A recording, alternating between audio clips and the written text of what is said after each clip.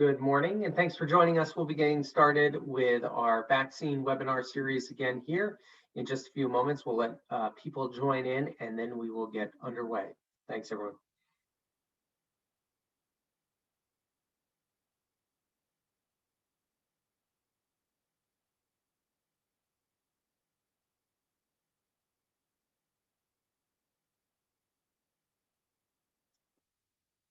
All right, if you're just joining us, we're going to get started in just a couple of moments.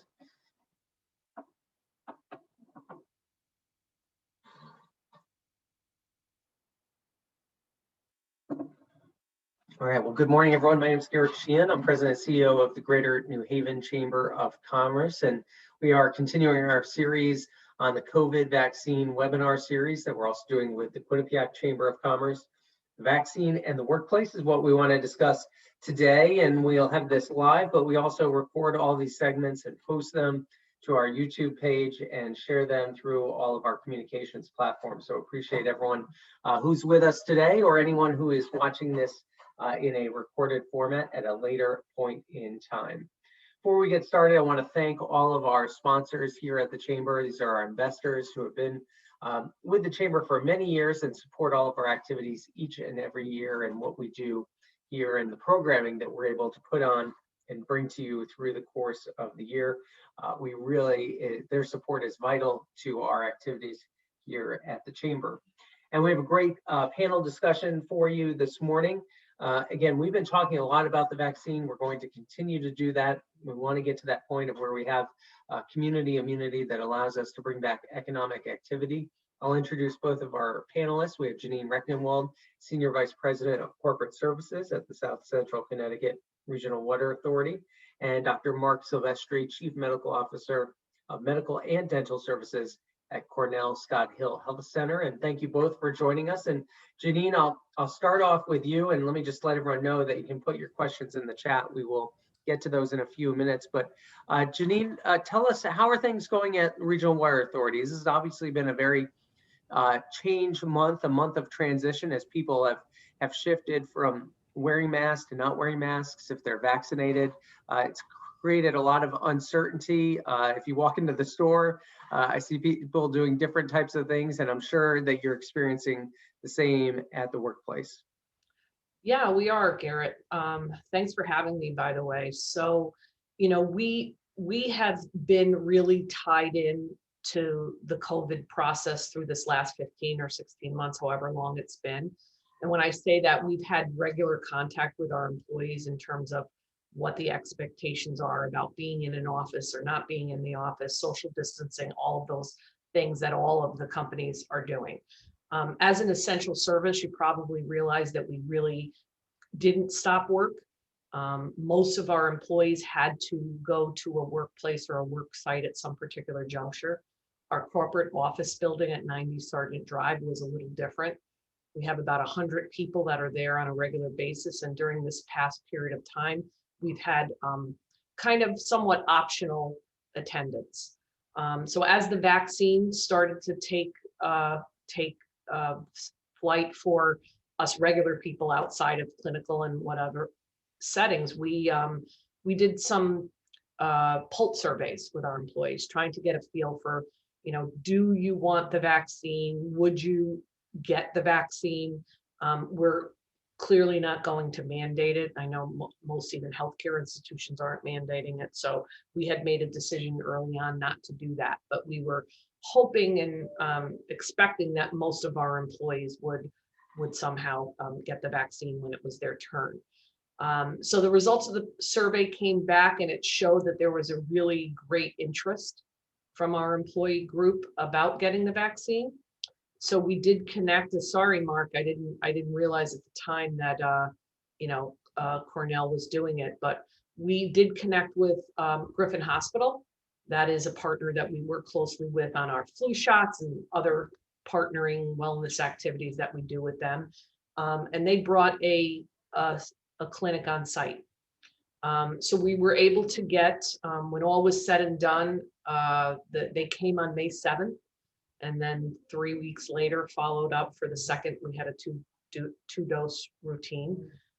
They came and gave the shot. We are estimating, because we are just asking people to tell us outside of that clinic. Like, for instance, I was able to get a shot earlier than that, and I did that, but I, reported that I had done. And so we sent out, questionnaires about that. And we estimate that we're approaching 68 to 70% of our workforce is vaccinated, and we're really thrilled and happy about that.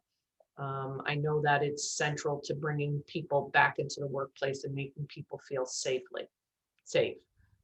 We have also done a lot to help make those that are vaccinated or not feel safe in terms of our cleaning routines and our social distancing and all of that.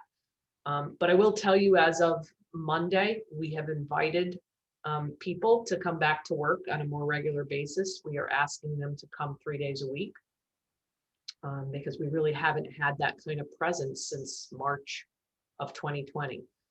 So that's where we're at right now. Again, really encouraging, still talking about the vaccine, giving information around where people can get the vaccine. Myself and Beth Mysteriak, who's our Chief Operating Officer, chair a return to the workplace committee that we have here. We send out regular notes almost on a weekly basis, talking about making people safe and comfortable, and kind of that's the situation at the Regional Water Authority. Great, thanks, Janine. I've got a bunch of questions, but we'll hold those off for a little bit. And let me turn now to Dr. Silvestri and Mark. Thanks so much for joining us. And I know Cornell Scott-Hill Health Centers have been doing a lot around COVID testing even beforehand, and now a lot around the vaccination program. Tell us a little bit about how it's going and what you can tell us about the vaccine for people who have questions out there as well. Sure. Yes. Thanks so much for having me, Garrett. And I'm going to just have a few slides. I think just 10 or 11 slides here, just to kind of run through some of the initial questions that that you guys had sent. And I really need to give credit and thanks to Sarah Keeling, who's our vaccine program director. She's the brains behind all of this. So I thought I would start off by just sort of sharing some basic information on where we stand. The good news, and this is straight from the CDC website, as a country, we have just over 60% of our eligible population vaccinated with at least one dose. Fully vaccinated, you can see just next to it, 48.6%, and that's nationally. We have given almost 300 million total vaccine doses across the country in 5 months, which is absolutely remarkable. This shows how many doses are given day by day. So you can see the number of doses is declining, but we're still giving nearly 1 million doses a day across the country. And it's critical that we continue this so that we can continue to suppress the virus the way we have. Turning to Connecticut, this is data that was released yesterday from the Connecticut Department of Public Health. You can see among our eligible population in Connecticut, we're trending right sort of in line with the national numbers. 60.6% of our eligible Connecticut residents have been vaccinated with at least one dose, and just over 50%, 51.8% are fully vaccinated at this point. I would draw attention, though, the numbers obviously are quite good among the older age range, but if you look down the 18 to 24-year-olds, the 25 to 34-year-olds, and even a little below that, 16 to 17 and 35 to 44-year-olds, the numbers are not quite as great. And the percent that are fully vaccinated in those age ranges are less than 60%. So there's definitely still work to be done here in order to get to the levels that we really need to be at to make sure that we're protected. And just one more piece of data, which I think is important, and this is from the Connecticut Department of Public Health also, which they released yesterday. This shows essentially the ratio of likelihood of being vaccinated of whites within each age range compared to Black and Hispanic individuals. And essentially what it shows is that if you look at the older age ranges, 55 to 64, 65 to 74, and over 75, the likelihood of being vaccinated, if you're in those age ranges, if you're white compared to if you're Black or Hispanic, the Hispanic bar being the blue one and the Black one being the orange one, it's about even. They're about, the vaccination rates are about the same in older populations. But once you get to younger populations, in the 16 to 24, and I think that's a typo on their slide, 25 to 34, you can see that whites are almost twice as likely to be vaccinated as blacks and 1.5 times as likely as Hispanics. So there starts to be some divergence in the younger age ranges. So what this is basically showing us is that even though we've honestly made remarkable progress as a country and as a state, we still have some low vaccination rates among those who are young, healthy, especially Black and Hispanic individuals and residents of urban areas, essentially working age adults. So I think this is still quite pertinent to the organizations in the Greater New Haven Chamber of Commerce. So we, as Cornell Scott-Hill Health Center, want to try to help with this. We don't consider our job to be done in this regard quite yet. We've given over 36,000 COVID-19 vaccines since the start of the vaccine effort in December. We have and continue to administer all 3 vaccine types, the Pfizer, Moderna, and the Johnson & Johnson. And we have a dedicated mobile vaccination team. This is members of the team with our van and tent where we go. Our mobile vaccination program has been live since February. We've given approximately 5,000 vaccinations across the region. We've done 61 mobile vaccination events with over 40 community partners. And this is part of our team with one of our recent partners, a shipping company down at the port. So we'll pack up and go wherever we're needed. We are available and interested in helping companies in this area to ensure access to vaccination for their employees. We will schedule on-site mobile vaccination clinics. That's it's a little bit depending on sort of the size and when our team is available, but generally speaking, if there are 10 to 20, at least 10 to 20 staff who want to get vaccinated, will come to you at a time and location that's convenient. And we're also happy to help coordinate direct scheduling into any of our existing vaccine clinics for any employees of companies in the area. The way to get in touch with us is to email us at the email address at the bottom of the screen there, COVID-19 vaccination@cornellscott.org, and we'll reach back out and coordinate with you. I was asked to comment a little bit on what we're hearing in terms of common objections to vaccination these days. So some of the things we hear are, I'm just waiting a little longer to see how it goes for others. That's definitely one that we've heard since the beginning. And then a lot of those people really do come around and end up getting vaccinated. We also more recently have been hearing that's for old people. I don't hang out with old people, or I'm not going to get sick like they do. Generally speaking, some of the younger individuals don't seem as scared of getting COVID-19, maybe don't like being told what to do, or just have maybe a little bit of unease or distrust of vaccines in general. Some approaches that we have found helpful in this regard is, first of all, just making the vaccine available. We have the vaccine here. You can get it right now. A lot of this is, I'll get around to scheduling an appointment next week. Well, if you have it right here and now, it makes that excuse a little bit harder. Another approach that we've used is, well, have you talked to your doctor about whether or not to get it? A lot of people, they don't want to hear from the government. They don't want to hear from Department of Public Health. They might not even want to hear from their employer, to be quite honest, whether to get the vaccine. But a lot of individuals do trust their doctor and want to just have an honest, frank conversation. So we would encourage them to do that.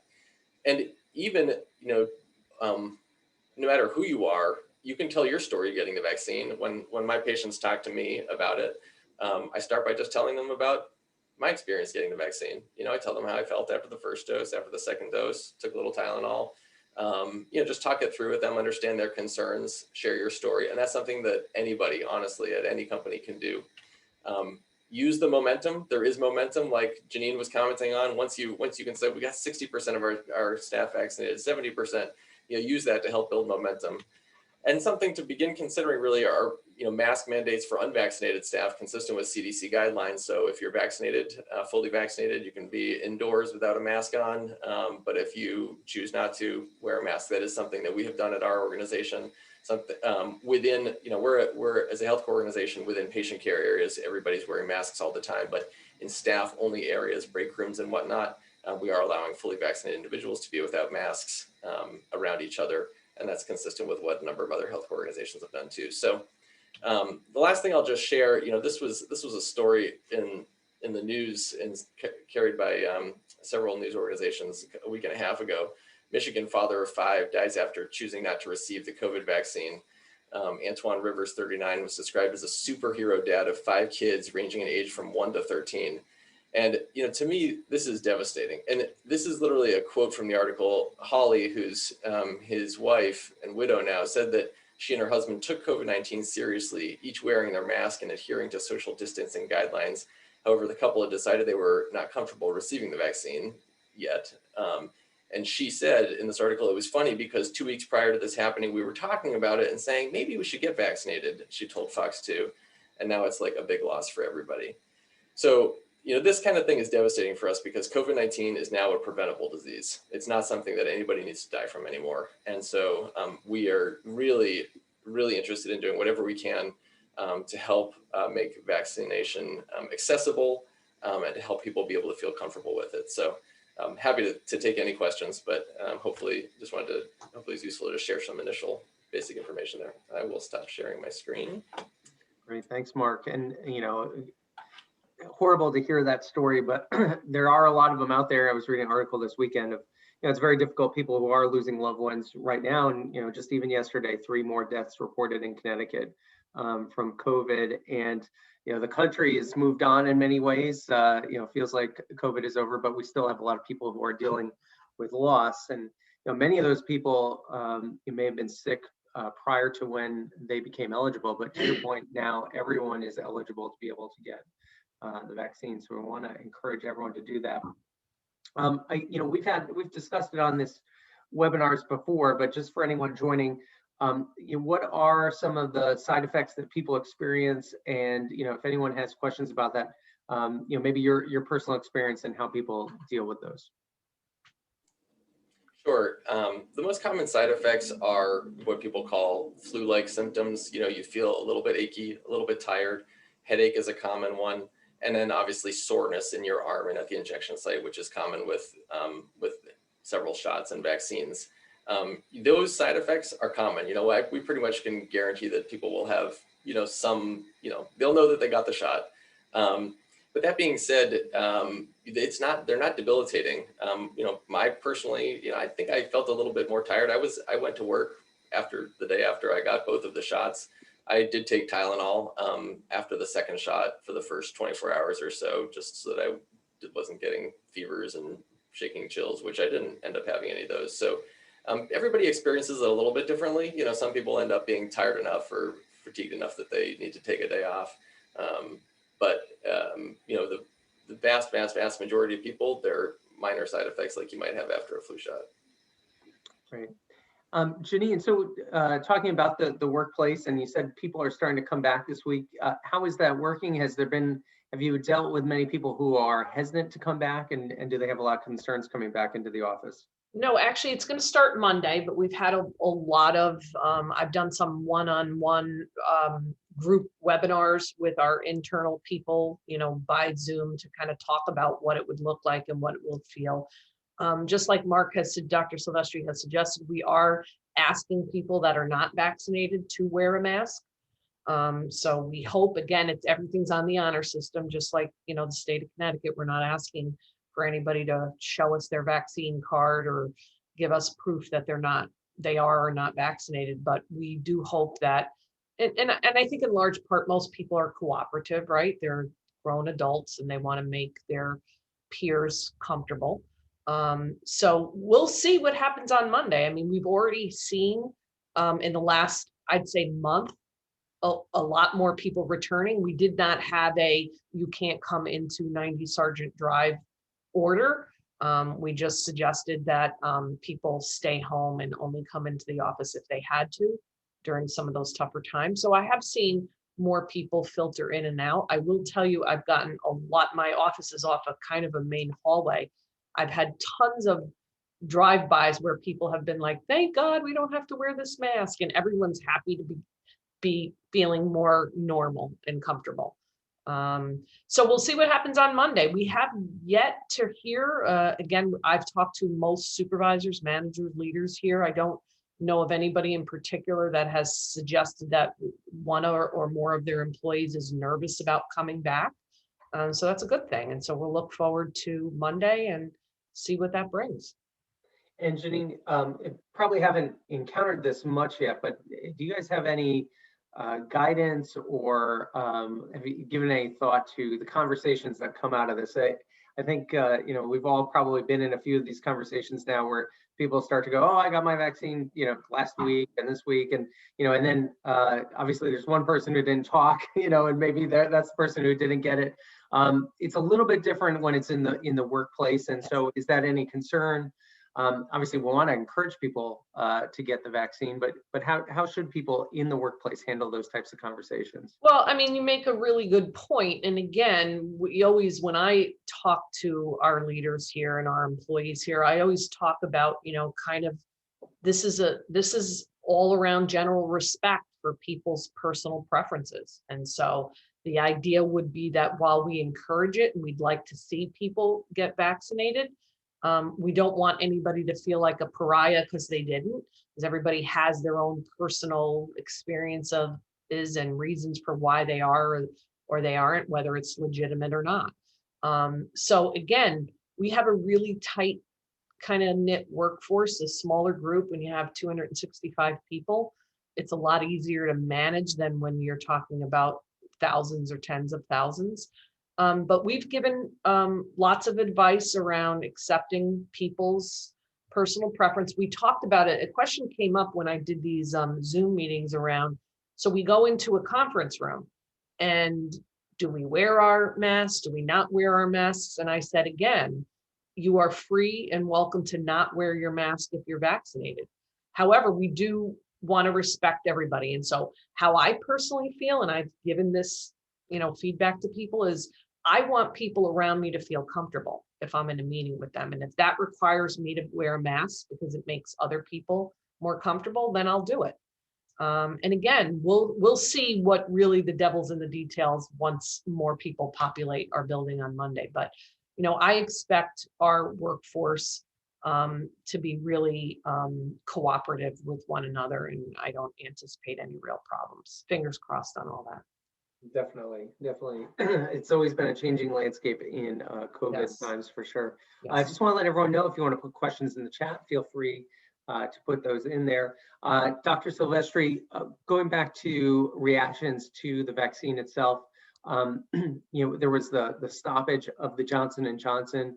I have not heard any more negative impacts from that. And then also more recently in the news, we've heard about with younger people getting the vaccine, potential heart issue that seems to resolve itself. But just what can you tell us about both of those scenarios? Sure. Yeah. The condition that was being described after the Johnson & Johnson vaccine, which is this really rare blood clotting condition, it is probably linked to the vaccine, but it's about as likely as being struck by lightning.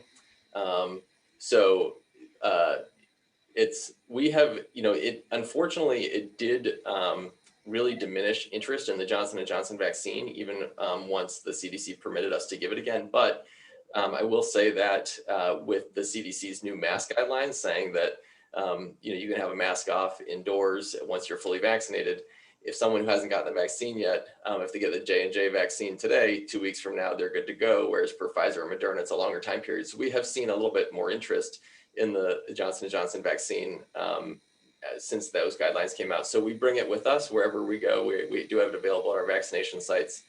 There has been some coverage, as you mentioned too, about the slight heart inflammation after the vaccine, and that appears to be a little bit more common in men, whereas the J&J reaction was a little more common in women. But it seems to be mild, and actually COVID itself in a number of people was causing an inflammation of the heart muscle, but even to a more severe degree than the vaccine does. And the CDC's guidance has suggested that this reaction is really pretty mild and gets better with what we call supportive care, basically just monitoring someone in the hospital, giving them oxygen for a little bit of time, and then it kind of, the inflammation goes down. So the CDC and we would certainly continue to urge people to get the vaccine. It's a rare and pretty minor side effect when it does happen. A couple of people asked this, and I think this is not a completely resolved question yet scientifically, but What are you hearing about? Will people need to get a booster shot each year? What's the expectation with getting the vaccine? Yeah. So yeah, there were really kind of two questions initially. Was were the vaccines going to be protective against the variants? And so far, it's been good news that the vaccines do seem to be effective against the variants that are here in the U.S.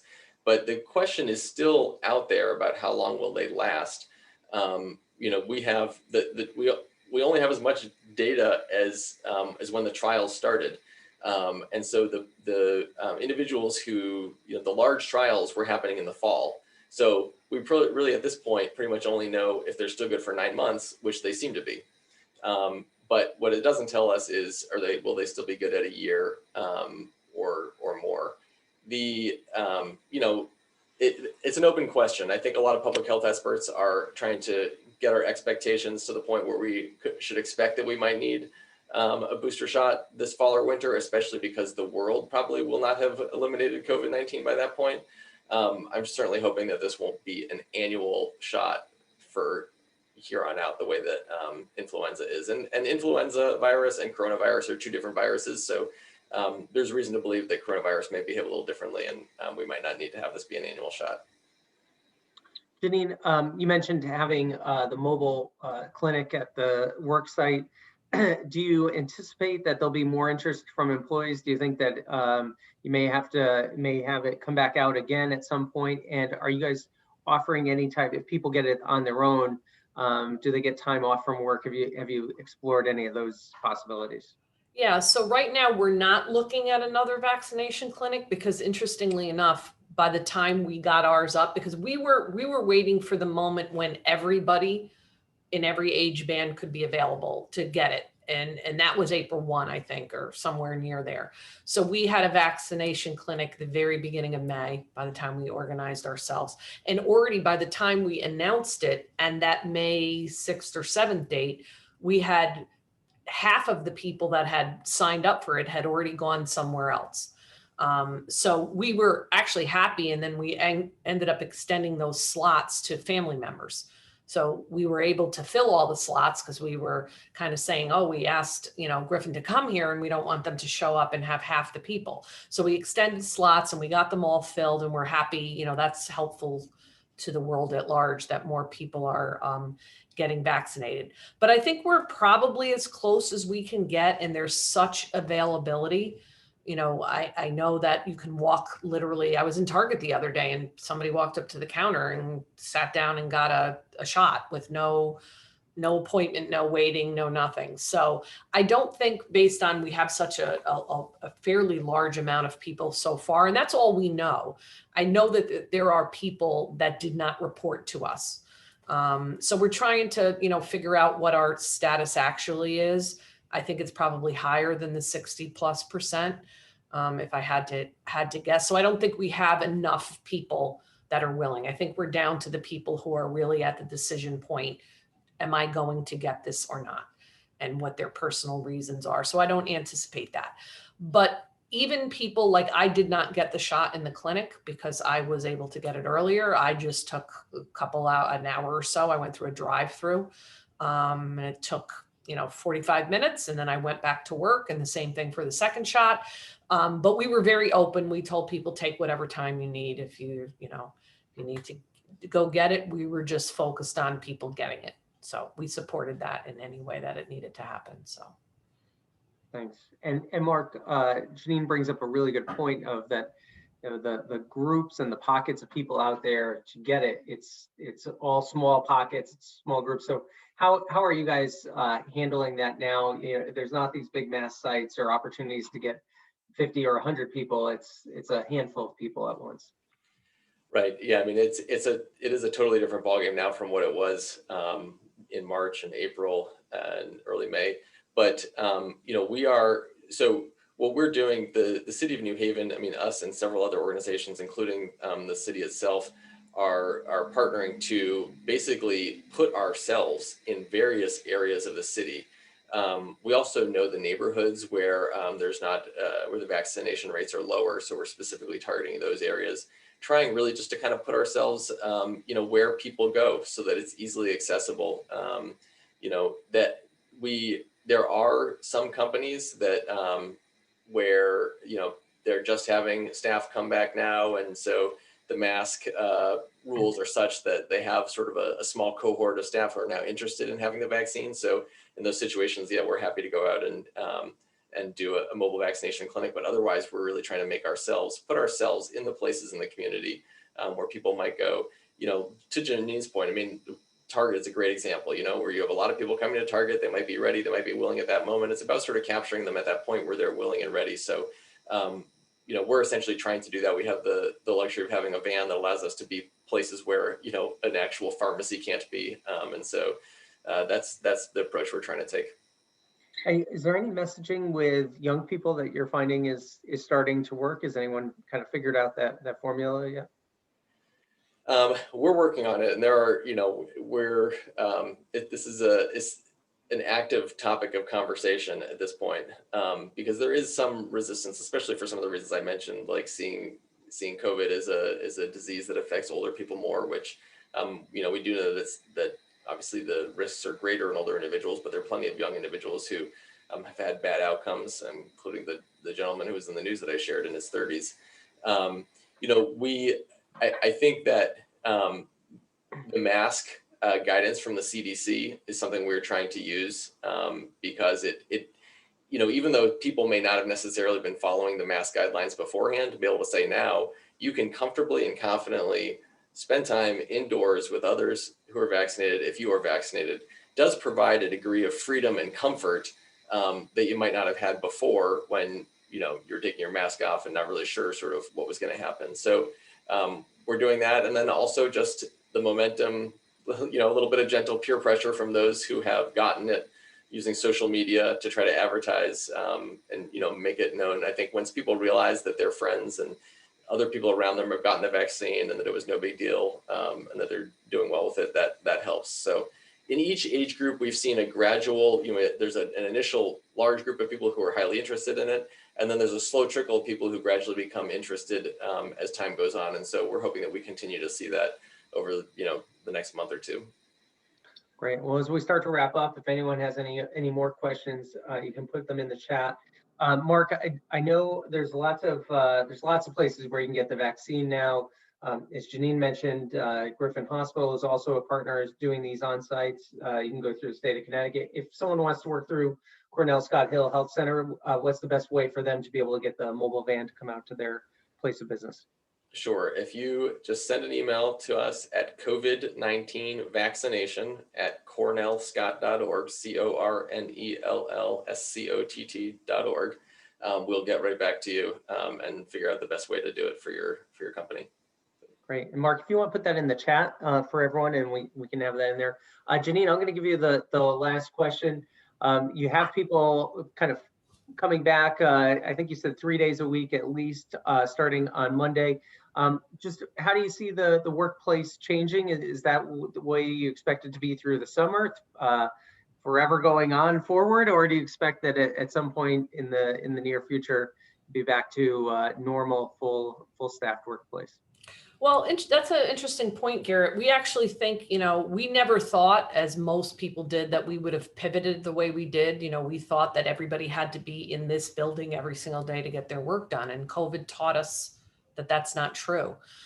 The reason why we're bringing people back 3 days a week, and we'll probably keep it that way until it doesn't work anymore, is why we wanted to do that is we're trying to solve for collaboration, innovation, and some communication issues. And those things, as much as you can do all your good work, which our employees were fabulous, paying attention to their work and doing what was expected of them, there is something lost when you can't just pick up and say something to somebody, or I have an idea or a thought. So we're solving for that, which is why we're bringing people back. But what we really learned in this is that people want flexibility. I mean, I personally love the flexibility. I was here 3 or 4 days a week, every single week through this pandemic, just as a leader, because we all felt it was important for us to be in the building because some of our employees had no choice. They had to be because of the essential nature of their work. But I enjoyed personally the flexibility of having, you know, the opportunity to work from home 1 or 2 days a week. And I'm not any different than anybody else. And so, you know, our employees really appreciated that. You know, a lot of the feedback we gave about a month and a half's notice about we're expecting this to happen was, you know, wow, guys, thank you. Thank you for letting us and not making us come back the full 5 days. So if that works and it continues to be, I don't see any reason why we would do anything different. But I think what we've learned from COVID is that when a situation presents itself and you have to be different, you have to pivot and figure that out. And I guess we'll see what happens. Great. Well, Janine, thank you for all the information you shared. Thank you for your time. Dr. Mark Silvestri, thank you as well. And again, if you have employees who are interested in getting the shot, as Dr. Silvestri put in the chat there, you can send an email to Cornell Scott-Hill. Again, also there's other opportunities out there as well, Griffin, the state, but Cornell Scott-Hill will come out to your location. And we appreciate you both being on with us. All right. Thank you, Garrett. Thanks for the time. Yeah, thanks. I'll just remind everyone, coming up on June 15th, we have our annual real estate event. And also, if you're interested in attending the Quinnipiac Chamber of Commerce annual meeting, that's on June 10th. So we have these in-person activities that are starting to happen again here at the Chamber. And you can watch the entire program that we put together today. It'll be on our YouTube channel, along with 100 other videos that we produced over the last year or so, and more to come. So thanks again, everyone, for joining us, and have a great day.